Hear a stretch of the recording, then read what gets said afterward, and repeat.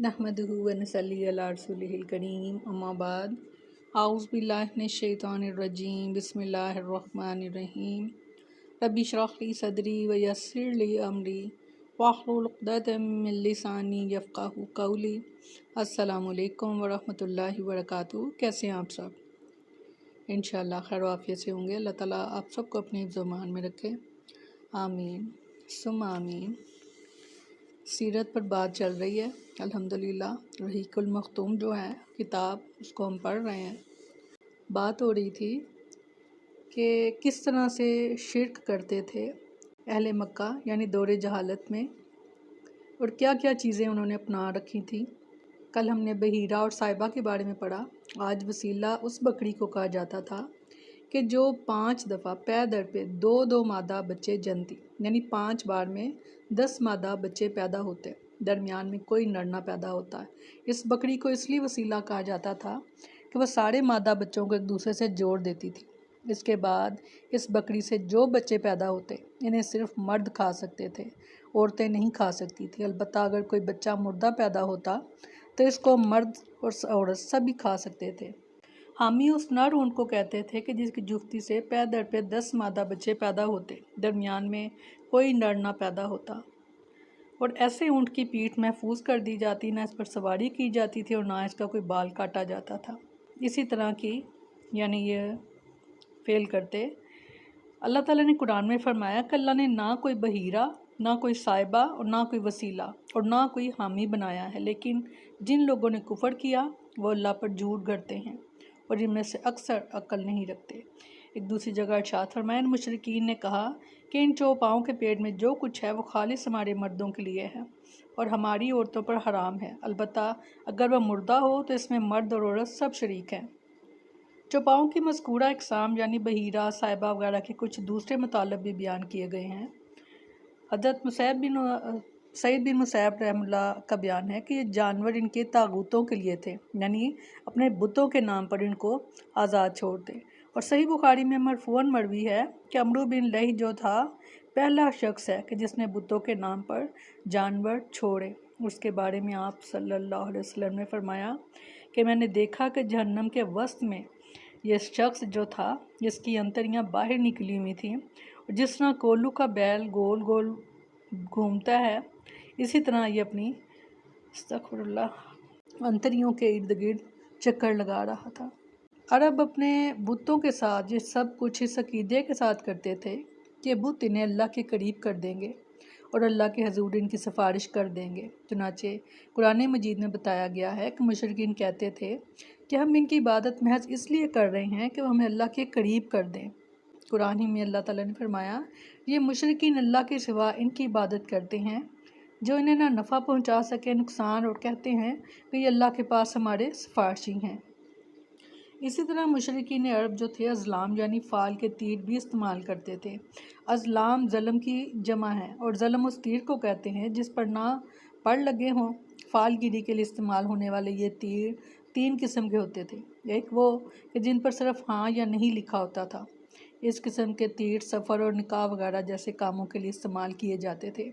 अगर फ़ाल में हाँ निकलता तो मतलूबा काम कर डाला जाता, अगर नहीं निकलता तो साल भर के लिए मुलतवी कर दिया जाता और आइंदा फिर फ़ाल निकाली जाती। फ़ालगिरी के तीरों की दूसरी किस्म वो थी कि जिन पर पानी और दियत यानी वगैरह दर्ज होते थे, और तीसरी किस्म वो थी जिस पर यह दर्ज होता था कि तुम में से है या तुम्हारे अलावा से है, ये मलहक है। इन तीरों का मसरफ़ ये था कि जब किसी के नस्ब में शुबा होता तो उसे 100 ऊँटों समेत हुब्बल के पास ले जाते, यानी बुत के पास ऊँटों को तीर वाले महनत के हवाले करते और वो तमाम तीरों को एक साथ मिलाकर घुमाता, झंझोड़ता, फिर एक तीर निकालता।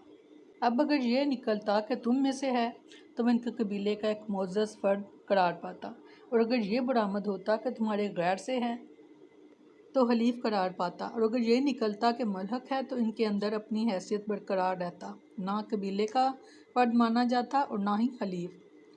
इसी से मिलता जुलता एक रवाज मुशरिकीन में जुआ खेलने और जुआ के तीर इस्तेमाल करने का था।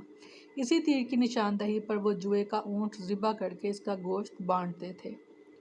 مشرکین عرب کاہنوں، عرافوں اور نجومیوں کی خبروں پر بھی ایمان رکھتے تھے۔ کاہن سے کہتے جو آنے والے واقعات کی پیش گوئی کرے اور راز ہائے سربستہ سے واقفیت کا دعوے دار ہو۔ بعض کاہنوں کا یہ بھی دعویٰ تھا کہ ایک جن ان کے تابع ہے جو انہیں خبریں پہنچاتا رہتا ہے، اور بعض کاہن کہتے تھے کہ انہیں ایسا فہم جو ہے عطا کیا گیا ہے کہ جس کے ذریعے وہ غیب کا پتہ لگا لیتے ہیں۔ نعوذ باللہ۔ بعض اس بات کے مدعی تھے کہ جو آدمی ان سے کوئی بات پوچھنے آتا ہے، اس کے قول و فعل سے یا اس کی حالت سے، کچھ مقامات اور اسباب کے ذریعے وہ جائے واردات کا پتہ لگا لیتے ہیں۔ اس قسم کے آدمی کو عراف کہا جاتا تھا۔ مثلاً وہ شخص جو چوری کے مال، چوری کی جگہ اور گم شدہ جانور وغیرہ کا پتہ ٹھکانہ بتاتا۔ نجومی اسے کہتے ہیں جو تاروں پر غور کر کے اور ان کی رفتار اور اوقات کا حساب لگا کر پتہ لگاتا کہ دنیا میں آئندہ کیا حالات اور واقعات پیش آئیں گے۔ ان نجومیوں کی خبروں کو ماننا در حقیقت تاروں پر ایمان لانا ہے، اور تاروں پر ایمان لانے کی ایک صورت یہ بھی تھی کہ مشرکین عرب نچھتروں پر ایمان رکھتے تھے اور کہتے تھے ہم پر فلاں اور فلاں نچھتر سے بارش ہوئی ہے۔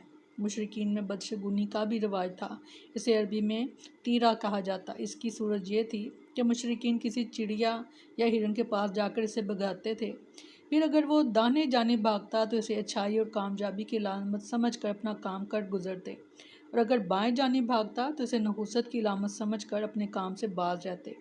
اسی طرح اگر کوئی چڑیا یا جانور راستہ کاٹ دیتا تو اسے بھی منحوس سمجھتے۔ اسی سے ملتی جلتی ایک حرکت یہ بھی تھی کہ مشرکین پر گوشت کے ٹخنے کی ہڈی لٹکاتے تھے اور بعض دنوں، مہینوں، جانوروں، گھروں اور عورتوں کو منحوس سمجھتے تھے۔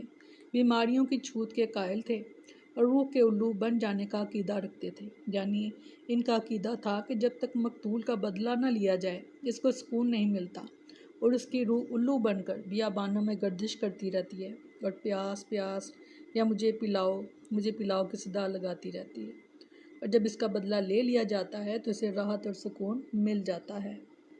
آج کا لیکچر ہمارے لیے بہت زیادہ اہم ہے۔